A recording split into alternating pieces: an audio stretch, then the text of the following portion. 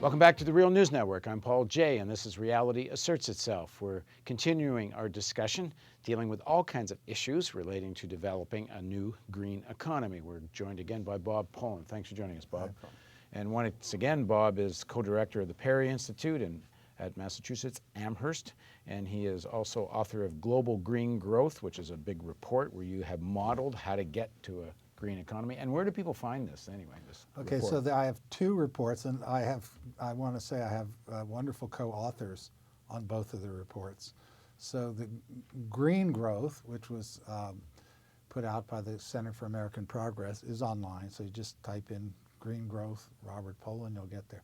Global Green Growth is not quite out yet. It'll probably be out in a matter of 2-3 weeks. So that would be out. You can find them both at the website of our institute, okay. Political Economy. All right, so I'm going to quote. Can I just mention my co-authors? Oh, yeah, please. So my co-authors in both studies are Heidi Garrett-Peltier and James Hines. For the domestic green growth study, a fourth co-author is Bracken Hendricks. And in the global green growth, the fourth co-author is Shovik Chakraborty. All right, good. So Bob now feels that he has properly shared credit. Thank you. Which is well deserved. Yeah, I understand. All right, so I'm going to quote Bob Pollin, okay, who told me in conversation, because you may have written this, but I don't know. But you told me in conversation that John McCain had a version of cap and trade, and if it had passed, it would have been a major achievement. But everything I've ever heard about cap and trade is that it's essentially a way to financialize the problem. It's a way for Wall Street to create kind of a new kind of derivatives market of one form or another, and people are going to, like another big boondoggle, really. And most examples I've seen, with the exception of California, I understood, that had a cap and trade that kind of worked because it all stayed within California. But as soon as the trade part goes international, it's impossible to regulate. And I think cap and trade is you're allowed this much emissions, you have to cap, but you can have higher emissions if you, for example, pay someone to plant trees somewhere, or somehow someone else reduces emission because you pay them to reduce emissions, and then you can be at a higher level. So if you're doing coal, you actually may not have to reduce your coal at all if you're willing to keep paying someone else to reduce. The problem is, how do you actually make sure the reduction is real? So why do you think it would have been achievement if most of this stuff looks like it's smoke and mirrors? Okay, well, thinking about it politically, keep in mind John McCain was the presidential candidate of the Republican Party in 2008. The Republican Party today basically, as we've discussed, denies that there's any problem at all. So it's just important as a marker to show where the Republican Party was around climate change issues not that long ago, okay, 8 years ago, or less. So the influence of we know the Koch brothers and others in the Republican Party is now they can't even talk about that. No, now, as I said, what they now say, the Republicans, they don't want to say that they're climate change deniers. They say, well, what do I know? So I'm not a climate scientist, so let those scientists debate it out. Meanwhile, there's going to be no progress. Whereas, McCain himself was advocating something which would have been significant relative to where we are today. George Bush signed a law that would have reduced emissions in buildings, in the federal buildings, by 30%. That was in 2007. The Republicans were for it.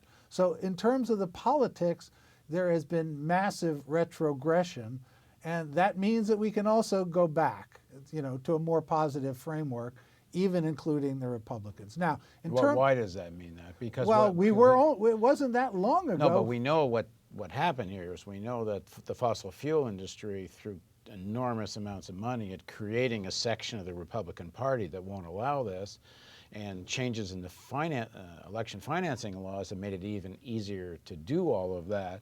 And that ain't getting undone anytime soon. Well, there has to be, effective political struggle. And, one of the parts of the political struggle is to remind people that George Bush signed this law, that John McCain supported a cap law. Now, what about the cap and trade part?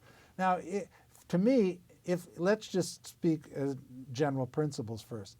If you can reduce emissions 3% per year, then I don't particularly care about the trade part. Whether good, bad, indifferent, to me that's secondary. But if the trade part's ineffective, you're not Yes, reducing. yes. So the issue with the trade part is whether it renders the cap ineffective, whether it just makes it so easy for people to get around it, and whether you can't even adequately monitor whether you are getting emissions down by 3%. So yeah, I completely I've seen some studies of European cap and trade where somebody went to Northern Africa and actually looked at some of the offsets, and it turned out most of the offsets would have happened anyway. Mm-hmm. So so the trade part. But the point is, it matters to say that whether it's regulation or trade, because so far trade seems to be nonsense. Right. So the real issue is, okay, as in California, the law says 3% reduction in emissions per year. Can we observe that happening? That's critical. And if having a trade part prevents you from even monitoring it, then yeah, get rid of the trade. Is the California trade allow international, or is it just within California? I'm not sure. Okay, because that's a big deal. Yeah. Because if it's within California, you might be able to regulate it, but Yeah. if it's not, then it's kind of meaningless. Now the other part with a carbon cap or a carbon tax, either one, it's going to raise the price of oil, coal, and natural gas.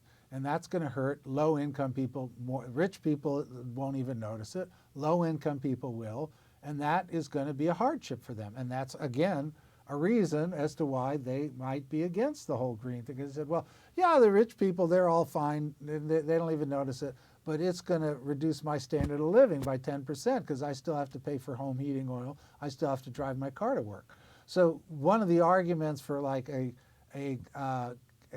cap is to include the so-called dividend idea, which is the revenues generated by selling carbon permits or by having a carbon tax get redistributed back to people on an equal share. Everybody gets the same amount back, so that the net effect in terms of just money is going to be positive for most people. Yeah, I've always had trouble making sense of this because it seems to me that unless there's price regulation, these energy companies will simply raise their price by the amount they have to pay for the permit. So even if you get it back, you're back in what's the point of it all? Well, let's say the price goes up, but then an increasing share of that price is going to be taxed, and then the money goes right back to everybody. It seems like kind of convoluted. It is, yeah. It's a way to recognize, again, the fact is that if you're going to raise fossil fuel prices, it's going to hurt low-income people. Well, the one way it could hurt less is if you pay for permits, I suppose,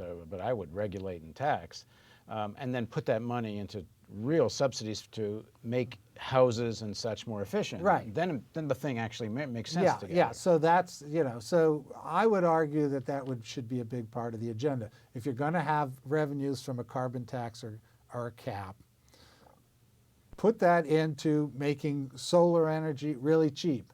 Put that into making efficiency completely available to everybody, and you get your big savings that way. So I would say, some combination of the two things. And again, the point is this could happen at a state level. You don't have to wait for all the of feds. All of this could happen at or even the municipality level. Cities they are wasting taxpayers' money by running buildings inefficiently. Okay, so in the next segment of our interview, we're going to talk about private versus public. Should it be primarily a public initiative to get to green, or should it be private or some mix thereof? So please join us on Reality Asserts Itself on the Real News Network.